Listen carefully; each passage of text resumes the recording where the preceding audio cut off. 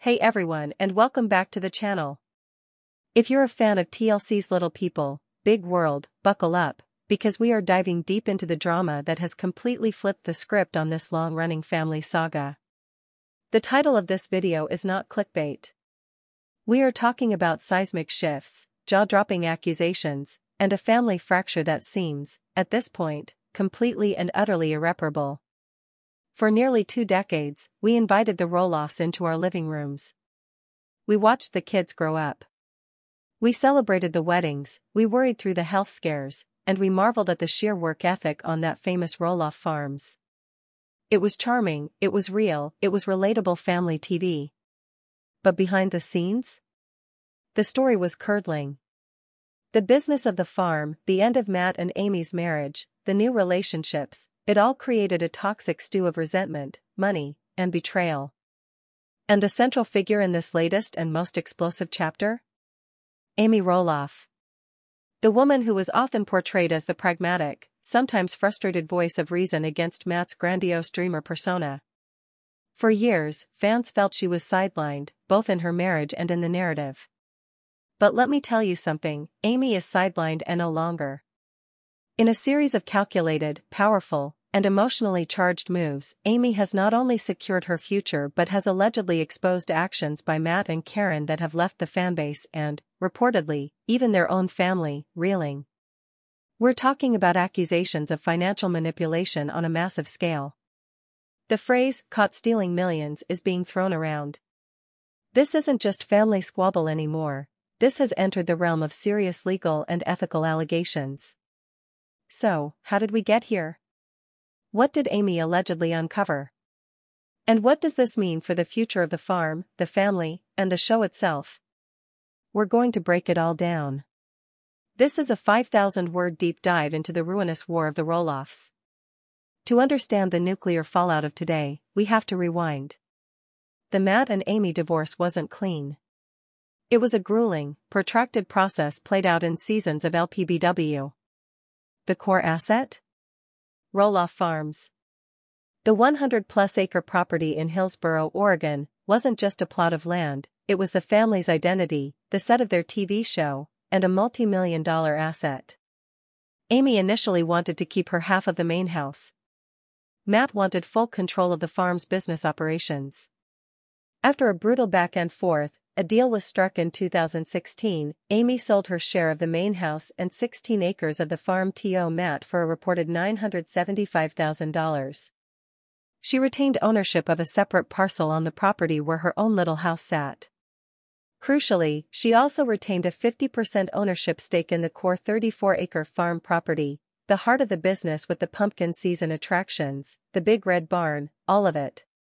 This is the most critical piece of the puzzle. Amy was a silent partner in the business, but a partner nonetheless. Matt, as the operational manager, ran the day-to-day. The divorce was finalized, both moved on. Matt got serious with Caryn Chandler, the farm's former office manager. Amy found love and married Chris Merrick. On the surface, a peaceful, if awkward, coexistence seemed possible. But almost immediately, the cracks showed. Fans watched as Matt and Caryn, now living together in the big house, seemed to treat the entire farm as their personal dominion. Amy's visits to her own property were portrayed as intrusions. There were constant, subtle power plays. Matt would make major changes to shared areas without, according to Amy, proper consultation. The narrative pushed on the show was often of Amy being difficult, emotional, stuck in the past, while Matt and Caryn were the forward-thinking, efficient caretakers of the Roloff legacy. Behind this TV narrative, a real and bitter business dispute was festering. Amy felt sidelined in decisions. She claimed Matt was not being transparent with the farm's finances. The partnership, built on a fragile post-divorce truce, was crumbling. The trigger for the all-out war? The sale of the farm. In 2022, Matt made a bombshell announcement. He wanted to sell the entire 100-plus acre property and retire. He offered his children, Zach, Jeremy, Molly, and Jacob, the chance to buy the 16 acres he owned, the part he bought from Amy, plus the business. But the deal was complex and, according to the kids, weighted heavily in Matt's favor with seller financing at a high interest rate. Only Zach and his wife Tori were seriously interested, but even they balked at the terms. The deal fell apart spectacularly, leading to a now infamous estrangement between Matt and Zach. Here's where Amy's position as the 50% owner of the key 34 acres became massively powerful. Matt couldn't sell the farm's heart without her. Then, in early 2023, a revelation came out. Matt himself had offered to buy Amy's 50% share of the 34-acre farm property for $4 million. Think about that number. $4 million for half of 34 acres. This valued the entire core farm at $8 million. A huge sum. But Amy said no. She refused. At the time, fans were confused. Why wouldn't she take the money, sever ties completely, and ride off into the sunset with Chris? Now, we are learning that Amy's refusal may have been the smartest financial decision of her life, and it was based on a stunning suspicion. Sources close to Amy have suggested that she and her advisors began to deeply scrutinize the farm's financials around this time. And what they allegedly found was the basis for the caught-stealing accusation.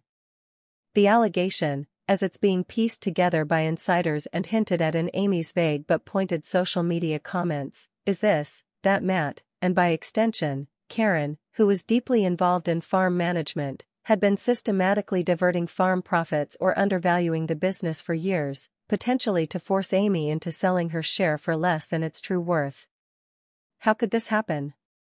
Let's theorize based on common partnership disputes.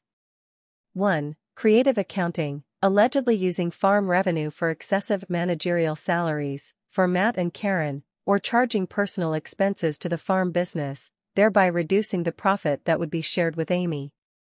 2. Asset manipulation, potentially separating lucrative aspects of the business, like exclusive TV filming rights, or vendor contracts, into separate entities controlled solely by Matt.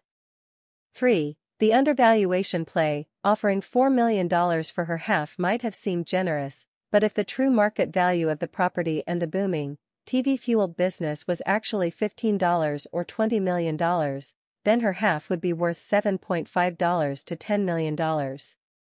By allegedly obscuring the true financial health, the $4 million offer could have been an attempt to steal her equity. Amy's no was a checkmate move. It wasn't just refusal, it was an accusation. It was her saying, "I don't trust your numbers, and I believe this asset is worth far, far more." While Matt was failing to sell to his kids and failing to buy out Amy, a third party emerged, a wealthy neighbor. And Amy, now armed with her own valuation and a burning desire for justice and financial security, engaged. In mid-2023, the unthinkable happened for Matt. Amy sold her 50% share of the 34-acre farm property, but not to him. She sold it to the neighbor. And the price? A staggering $10.5 million. Let that sink in. Matt offered her $4 million. She turned around and sold her half for $10.5 million. That means the neighbor paid $10.5 million for a 50% stake, implying they valued the entire 34-acre core at $21 million.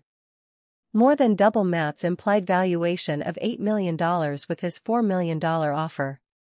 This was an absolute masterstroke by Amy. It achieved several things. 1. Financial vindication. It proved, in hard cash, that her share was worth more than twice what Matt claimed. This sale price is the strongest public evidence supporting her allegations of financial foul play. 2. Strategic entanglement. She didn't just sell to anyone, she sold to a third party who now owns half of Matt's life's work. Matt no longer has to deal with his ex-wife, he now has a business partner who has no emotional ties to him, who paid a premium, and who will demand transparency and performance. This is arguably a worse scenario for Matt than dealing with Amy. 3. Total liberation. Amy walked away with $10.5 million, free and clear. She is now utterly financially independent, with no ties to the farm or to Matt's drama. She won. But the sale did something else, it ripped the mask off. In the aftermath, Amy has been more vocal than ever. In interviews and on social media, she has used phrases like "the truth always comes out," "I had to protect myself and my family," and "it's sad when people show you who they really are." She has openly spoken about being taken advantage of and finally having a voice. Every comment is a laser-guided missile aimed at Matt and Caryn's credibility. So, are Matt and Caryn destroyed? Let's assess the damage. Financially, Matt is now locked in a 50-50 partnership with a stranger on his most valuable asset. His dream of having total control of the farm is dead forever. Any major decision requires his new partner's approval. His ability to freely leverage the asset is crippled. The $10.5 million price tag also publicly humiliated him, suggesting he either grossly mismanaged the valuation or was caught in a scheme to lowball his ex-wife. His reputation as a business genius, a core part of his persona, is in tatters. Familially, the damage is catastrophic. Zach and Tori are firmly Team Amy. Jeremy and Audrey are distant, focused on their own lives. Jacob has long been estranged. Molly stays out of it. The grandchildren's relationships with Matt are strained. He is portrayed by Amy's allies as putting Caryn and money ahead of his own children and grandchildren. The family's public brand, their little people, big world unity, is shattered. Personally and publicly, their reputation among the LPBW fanbase has undergone a massive inversion. For years, the edit and the narrative favored Matt and Caryn as the competent, love-struck couple building a new life. Now, the court of public opinion, fueled by Amy's financial victory and her hints of betrayal, has swung violently. Caryn, in particular, is viewed by many fans as the manipulative stepmother figure who aided in alienating Matt from his family and allegedly in the financial squeezing of Amy. Comment sections on their social media are filled with accusations of greed and betrayal. They are, in the court of fan opinion, morally bankrupt. Legally, while "caught stealing millions" is a dramatic phrase, if Amy's team has hard evidence of financial malfeasance, diverted funds, fraud, breach of fiduciary duty, this could very well move from the court of public opinion to an actual court of law. A civil lawsuit from Amy against Matt, and possibly Caryn, for misappropriation of partnership assets is not outside the realm of possibility. The $6.5 million difference between his offer and her sale price could be the starting point for damages. Little People, Big World is now a show with no central family unit.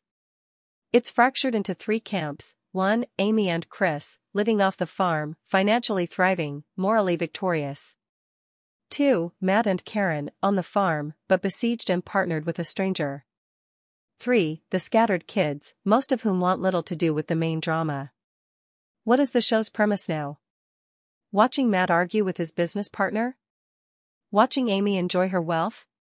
The charming family dynamics are gone, replaced by a bitter postscript of divorce and litigation. The show's ratings have been in decline, and this toxic atmosphere may be its final chapter. The Roloff story has become a cautionary tale, not an inspirational one. Will Amy sue? This is the biggest sword of Damocles hanging over Matt. Does she have the evidence, and the will, to pursue legal action for past financial damages? What is the new partner's plan? Does this neighbor have a vision for the farm that conflicts with Matt's? Will they force a buyout of Matt's share, or even push to develop the land? Will the family ever reconcile? With Amy victorious and Matt humiliated, the bridge for reconciliation with Zach and the grandkids seems longer than ever. The birth of new grandchildren, holidays, these events are now minefields. Will Matt and Caryn marry? Their relationship has been tested in the fire of this crisis. Will they solidify their partnership, or will the pressure crack it? The story of the Roloffs is no longer about little people navigating a big world, it's a stark, Shakespearean drama about money, power, betrayal, and the shocking aftermath of a broken family empire. Amy Roloff, once seen by many as the underdog, played the long game. She endured, she investigated, she held her ground, and in one breathtaking move, she secured not just her fortune, but her freedom and her voice. Matt Roloff, the visionary builder, is now a prisoner in his own kingdom, shackled to a partner he didn't choose and haunted by the accusations of the family he alienated. Caryn Chandler's dream of being the farm's queen now sits on a throne of thorns, under the relentless scrutiny of a furious public. The title said Matt and Caryn were destroyed by Amy. Are they financially ruined? Probably not. But their legacy, their family narrative, and their control over the world they built has been utterly dismantled. Amy didn't just win, she rewrote the ending of their story.